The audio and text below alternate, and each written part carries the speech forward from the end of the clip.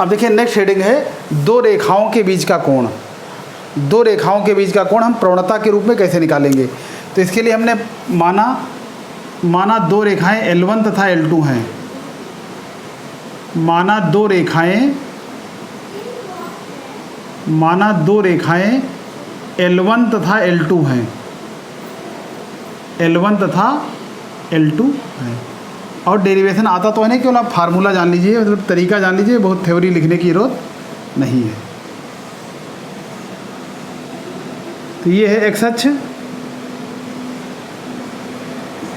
और ये है वाई अक्ष। तो मान लिया कि रेखा L1 ये है, रेखा L1, मान लिया कि रेखा L1 जो है धन एक्स अक्ष की दिशा से θ1 कोण बनाती है। इसलिए रेखा L1 की प्रवणता हमने मान लिया क्या है M1। तो M1 बराबर क्या हो जाएगा tan θ1 रेखा L1। और मान लिया कि रेखा L2 ये है, रेखा L2 एक्स अक्ष की धन दिशा से θ2 कोण बनाती है। तो इसकी प्रवणता क्या हो जाएगी M2 इक्वल टू tan θ2। माना दोनों रेखाओं का जो प्रतिच्छेद बिंदु है वो A है, ये बिंदु B है और ये बिंदु C है। तो मान लिया कि दोनों रेखाओं के बीच का कोण क्या है थीटा है। माना L1 तथा L2, माना L1 तथा L2 के बीच का कोण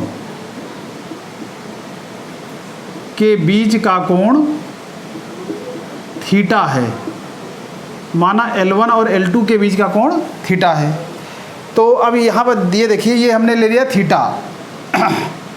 तो 10th में एक सब लोगों ने प्रमेय पढ़ी है कि ये देखिए यहाँ पर त्रिभुज ABC है और θ2 इसका बहिष्कोण है।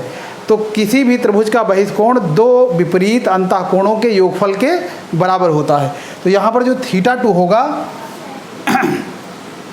θ2 इक्वल टू θ1 प्लस थीटा, ये हो जाएगा। इसलिए हम कह सकते हैं कि थीटा बराबर क्या होगा θ2 माइनस θ1। अब दोनों ओर tan लेने पर तो tan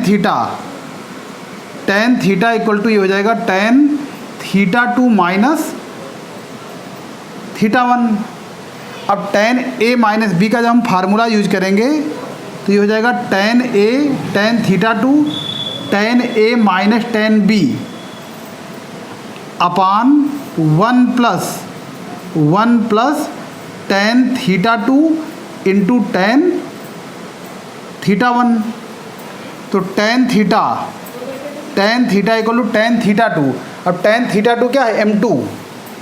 तो M2 minus M1 upon 1 plus M1 into M2। तो दो रेखाओं के बीच के कोण का एक फार्मूला हो जाएगा। अब ये जान लीजिए कि देखिए दो रेखाओं के बीच के कोण हमेशा दो होते हैं।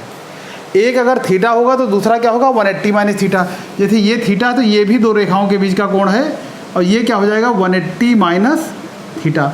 तो ये भी जान लीजिए कि अगर थीटा एक्यूट एंगल होगा, न्यून कोण होगा, तो जाहिर सी बात है कि दूसरा वाला कोण क्या होगा ऑब्ट्यूज एंगल होगा। तो ऑब्ट्यूज एंगल का मान जो होता है वो हमेशा क्या होता है निगेटिव होता है, मतलब वो सेकंड क्वाड्रेंट पहुंच जाएगा। तो हम यहाँ पर एक वैल्यू निकालने के लिए हम ऑलवेज थीटा को न्यून कोण ही मानते हैं, मतलब tan थीटा की वैल्यू ऑलवेज पॉजिटिव लेते हैं। तो पॉजिटिव लेने के लिए हम यहाँ पर मॉड लगा देते हैं। तो tan थीटा इक्वल टू हो जाएगा mod M2 minus M1 upon 1 plus M1 M2।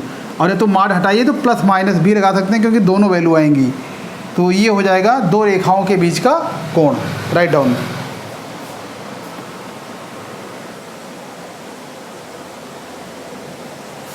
अब देखिए नोट नंबर 1, यदि थीटा बराबर 0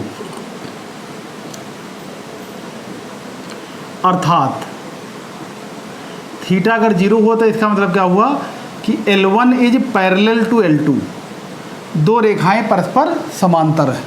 तो हम लोग जानते हैं कि फार्मूला अभी हमने लिखा है कि tan theta equal to M2 मार लगाइए, यहाँ पे ना लगाइए, M2 minus M1 upon 1 plus M1 into M2। जब यहाँ पर थीटा 0 रखेंगे तो tan 0 की वैल्यू हो जाएगी 0। तो 0 equal to M2 minus M1 upon 1 plus M1 M2, तो क्रॉस मल्टीप्लाई करेंगे तो ये हो जाएगा M2 minus M1 equal to 0, तो M1 बराबर M2। यहाँ से एक बात ये जान लीजिए कि अगर दो रेखाएं समांतर हैं, आपस में समांतर हैं, तो उस कंडीशन में उनकी प्रवणताएं क्या होंगी, आपस में बराबर होंगी। नंबर 2, यदि थीटा बराबर 90 डिग्री, थीटा बराबर 90 डिग्री अर्थात L1 परपेंडिकुलर है L2, L1 परपेंडिकुलर है L2, तो tan 90 की वैल्यू होती है नॉट डिफाइंड, तो ये हो जाएगा M2 minus M1 upon 1 plus M1 into M2, तो इसको हम लिख सकते हैं 1 अपान 0, तो ये हो जाएगा M2 minus M1 upon 1 plus M1 M2, cross multiply करेंगे तो 1 plus M1 M2 equal to 0, तो यहाँ से आ जाएगा M1 into M2 equal to -1। मतलब अगर दो रेखाएं परस्पर लंबवत हैं उस कंडीशन पर उनकी प्रवणताओं का गुणनफल क्या होगा, -1 के बराबर होगा। नोट कर लीजिए। अब देखिए अगली हेडिंग है 3 बिंदुओं के संरेख होने का प्रतिबंध। अब देखिए संरेख होने के प्रतिबंध हम लोग कुछ जानते हैं कि जैसे अगर 3 बिंदुओं ए बी सी के निर्देशांक दिए हों तो एक तरीका ये है कि अगर हम ए बी की 2 बिंदुओं के बीच की दूरी निकाल लें और बी और सी के बीच की दूरी निकाल लें और ए बी और बी सी का योगफल अगर ए सी के बराबर हो जाता है तो हम इस कंडीशन पे कह सकते हैं कि ए बी सी क्या है, संरेख हैं।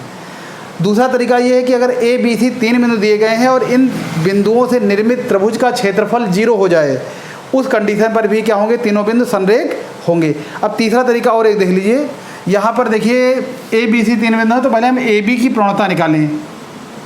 रेखाखंड ए बी की प्रवणता, रेखाखंड ए बी की प्रवणता और बराबर ये हो जाए रेखाखंड बी सी की प्रवणता, ए बी की प्रवणता बी सी की प्रवणता के बराबर हो जाए।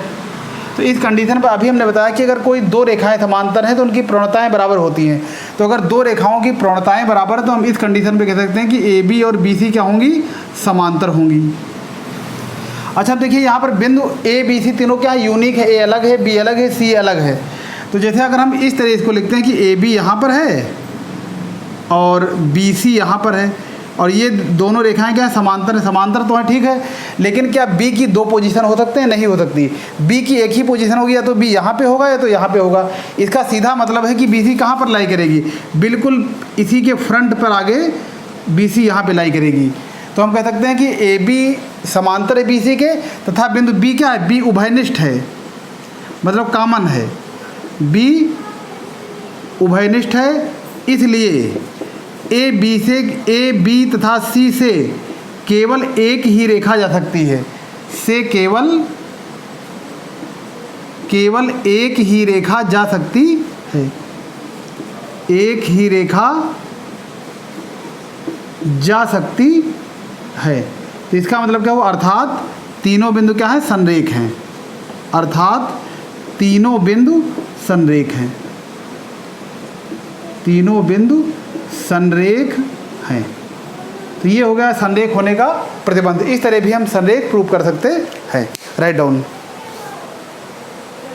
तो आपकी ये हमने पहली एक्सरसाइज से रिलेटेड जितनी भी थ्योरी थी वो बता दिया है।